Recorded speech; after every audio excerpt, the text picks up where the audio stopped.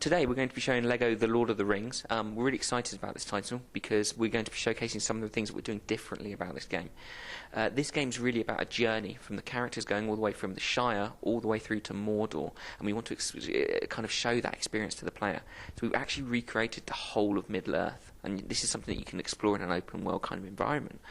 We're also going to be showing specifically the Weathertop level, which is part of the film where there's a big kind of dramatic scene on the top of Weathertop as the Nazgul come to take the ring away from Frodo. So we're going to be showing that showing that example as well, and how the gameplay kind of revolves around almost like an RPG style gameplay. Character to be able to use new items, progress over the course of the story, and also to be able to show you new things such as what the world looks like when you're wearing the one ring.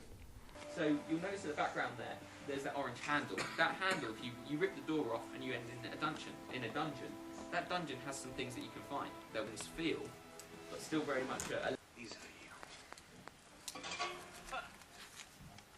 So when we're creating our worlds, what we want to do is make sure that it's clear for the player what they can and can't interact with. So anything that you see in the world that's made of Lego, you'll be able to interact with. You'll be able to smash it up, you'll be able to build, you'll be able to pick it up. There'll be something you can do with it.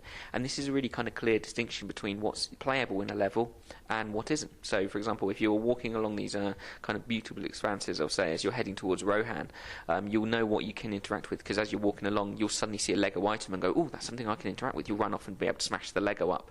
So that's kind of like how we use the Lego to kind of really make it clear to the player what's the difference between the Lego world and what's kind of just like art and scenery.